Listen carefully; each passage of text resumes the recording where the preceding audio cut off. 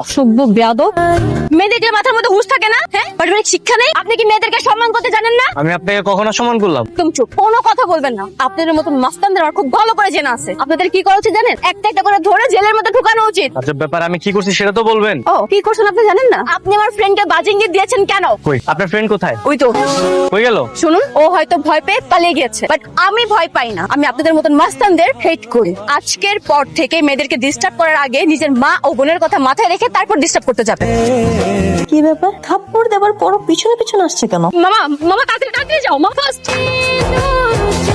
এই কিরে বাবা গুন্ডা। দেখি সব তুই এখানে থাক। আমার বাসায় মাস্তানকে তুই কর। ওয়ালাইকুম আঙ্কেল। ওয়ালাইকুম আসসালাম। বাবা তোমার মোবাইল কেন বন্ধ ছিল? ফোনের চার্জ শেষ তো, তাই আপনাকে কল দিতে পারিনি। ও মাস্তান হবে কেন? তো শিয়াব আঙ্কেলের ছেলে। বলেছিলাম না যে ওর আসার কথা?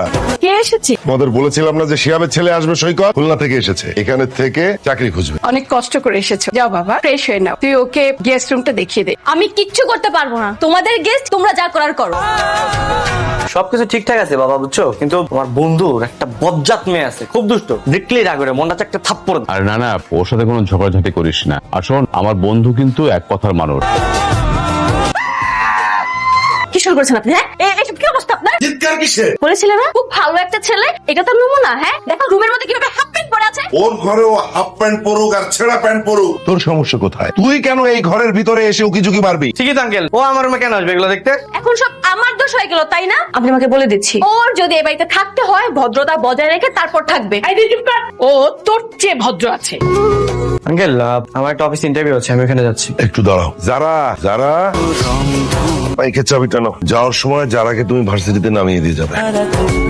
আরে, রাখো। কি সমস্যা? হ্যাঁ, কি সমস্যা? মেয়ে মানুষ বাইকের পিছনে বসেছে বলে কি তুমি বিমানের পাইলট হয়ে গেছো? আজব ব্যাপার করলাম কি আমি? কি করছো বুঝতে পারতেছো না? আমার মতন সুন্দরী মেয়ে তোমার পিছনে বসে ইচ্ছা করে এখন টাচ লাগার জন্য ব্রেক করেছো। আরে আসছে আমার সুন্দরী মেয়ে, সুন্দর, নিজের কাছে নিজের সুন্দর লাগে, বুঝো না? সারাদিন তো করো মেকআপ না করলে কেউ ফিরত তাকাইতো না। আজকের পর থেকে যদি কখনো দেখেছি তুই আমার দিকে তাকিয়ে আছিস, তোর চোখগুলো আমি তুলে দিই। আচ্ছা, আমি আর করবো না। আমি আগেই জানতাম তুই একটা ঝামেলার লোক, আর আজকে আমার একটা ঝামেলা হবেই হবে। তাকিয়ে আছিস কেন? বাইক স্টার্ট কর।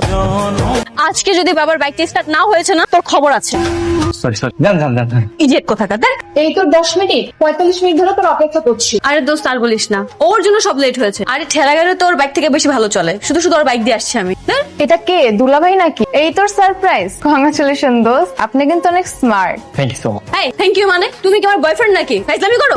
দোস্ত শোন, ও আমার বয়ফ্রেন্ড না বা ওরকম কিছুই না। আমাদের বাসায় আসছে বেড়াতে আর কি, আমার বাবার বন্ধুর ছেলে। আসলে আমি ওর বয়ফ্রেন্ড, বুঝছো, ও আর কি ট্রিট দেওয়ার ভয়ে তোমাকে সত্যি কথা বলতেছে না। মা, বাবা কোথায় তোমরা? কি ব্যাপারটা কি? এত চিৎকার করছিস কেন? কি হয়েছে কি? তোমার বন্ধুর ছেলে আজকে আমার মান সম্মান সবকিছু নষ্ট করে ফেলেছে। আজকের পর থেকে ওকে আমার সাথে কখনো বাইরে পাঠাবা না। আরে কি হয়েছে সেটা বলবি তো? কি হওয়ার বাকি আছে মা? রেস্টুরেন্টে গিয়েছে, এক গাদা খাবার অর্ডার করেছে। এই যেহেতু দিতে পারবে না, এতগুলো খাবার অর্ডার করবে কেন? আমি কি খাবার অর্ডার করেছি নাকি? তুমি আর তোমার ফ্রেন্ডই তো অনেকগুলো খাবার অর্ডার করলো। আরে বাবা, তাই নাকি? খুব তো ভাব ধরে বসেছিলে। মেয়ে মানুষ দেখলে মাথার মধ্যে হুঁশ থাকে না, জানো না? ওইটা তোমার বাপের রেস্টুরেন্ট না, খেলে টাকা দিতে হবে। আচ্ছা ঠিক আছে, বিলটা আমি দিয়ে দিচ্ছি।